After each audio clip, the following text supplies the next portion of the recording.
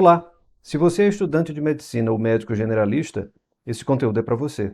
Eu sou Daniel França, neurocirurgião, e nesse perfil eu ensino a neuro na prática que a faculdade não te ensinou, em até 28 dias. Aproveita e clica no curtir e segue o meu perfil para não perder mais dicas. Hoje eu vou te falar sobre a minha vivência e a minha experiência em relação aos assuntos que um estudante de medicina deve estudar dentro da graduação, por onde ele deve estudar isso, como ele deve estudar e também pincelar um pouco sobre quem tem interesse de seguir a especialidade.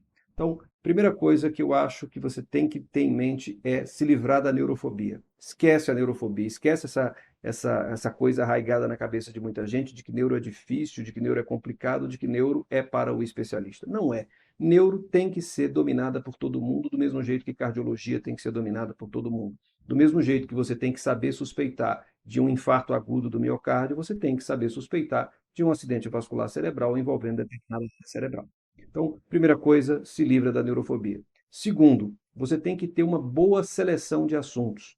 Você tem que saber quais são os assuntos que são mais importantes para aquele seu momento de graduação, o que é completamente diferente da seleção de assuntos para o cara que está dentro da especialidade. Ele já passou da prova de residência, ele está fazendo a especialidade em neurologia ou neurocirurgia. São dois mundos diferentes. Mas dentro da graduação, a minha sugestão é que você estude e fixe a neuroanatomia básica que é necessária para a compreensão do exame neurológico básico. Eu não estou falando dos núcleos dos nervos cranianos que são divididos em vários, estão em vários pontos de dedo. Não, não é isso que eu estou falando. Eu estou falando de selecionar assuntos importantes e estudar a neuroanatomia relacionada àqueles assuntos. Então, você tem que saber um pouco de neuroanatomia, um pouco de neurofisiologia, exame neurológico, coma, AVC, trauma, cefaleia e neuroradiologia.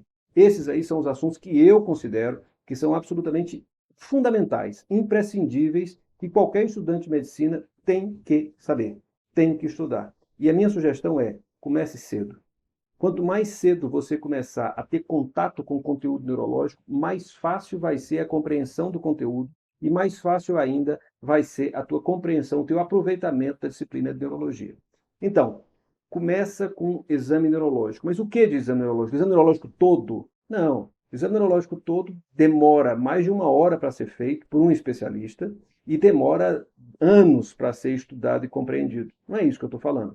Eu falo de você saber fazer um estudo correto das principais funções neurológicas que devem ser estudadas no contexto do generalista, especialmente no contexto das urgências. Então, saiba fazer um exame neurológico correto da motricidade, um exame neurológico correto das reações pupilares, um exame neurológico correto dos reflexos, um exame de eventuais movimentos anormais e exames de linguagem e, especialmente, o exame do reflexo oculomotor, do reflexo pupilar.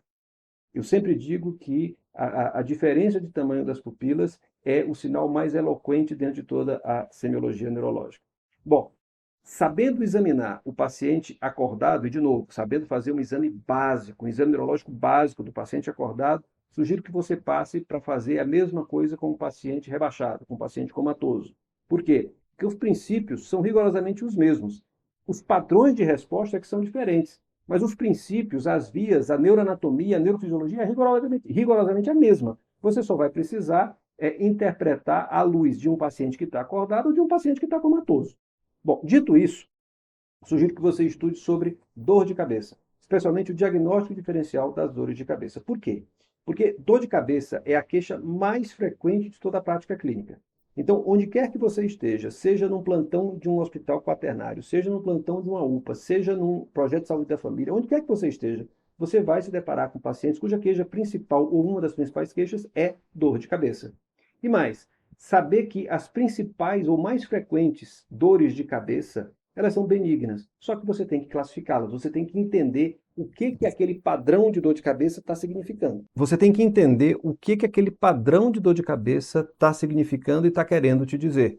Dores de cabeça de padrão pulsátil, unilateral, migratório, acompanhada de náuseas e vômitos, fotofonoosmofobia, que piora com o exercício, que piora com a claridade, que faz o doente deitar porque senão a dor de cabeça não passa, isso tem uma interpretação.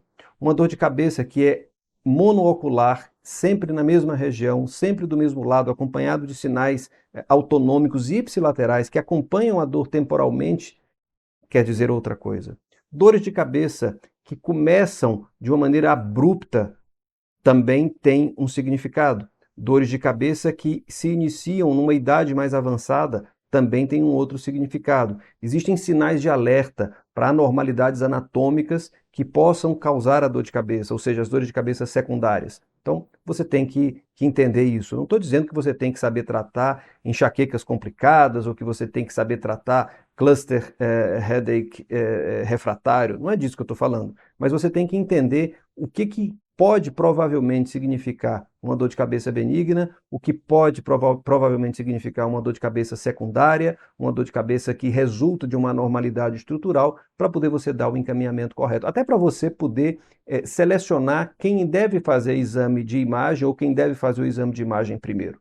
Então, tendo estudado semiologia neurológica do paciente acordado, do paciente comatoso, da dor de cabeça, eu sugiro que você entre em duas áreas extremamente cobradas, tanto do ponto de vista prático, na vida real do médico, quanto do ponto de vista teórico, em provas e concursos aos quais você vai se submeter. São elas: acidente vascular cerebral, principal causa de mortalidade e de morbidade, a gente recomeça em são elas: acidente vascular cerebral, principal causa de morte já no mundo inteiro, e traumatismo crânioencefálico, que é cada vez mais frequente e responsável, o principal responsável por morbidade e mortalidade em pacientes jovens. Então você tem que entender os conceitos principais dessas duas áreas da neurologia e da neurocirurgia. Você tem que entender como a coisa se processa, você tem que entender um pouco, e eu não estou dizendo entrar em detalhes profundos, mas você tem que entender um pouco das anormalidades anatomopatológicas para poder entender as imagens.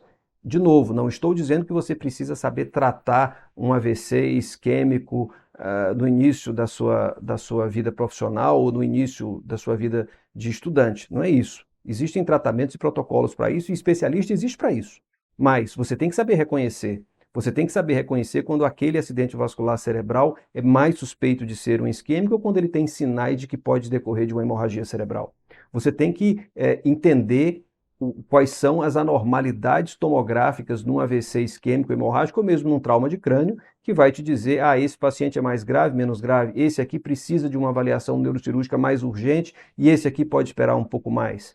Essas coisas, sim, você tem que saber. Então, exame neurológico do paciente acordado e do paciente comatoso, cefaleia, trauma, AVC e neuroradiologia, que na verdade é a interpretação adequada das imagens que as tomografias e ressonâncias magnéticas vão te mostrar.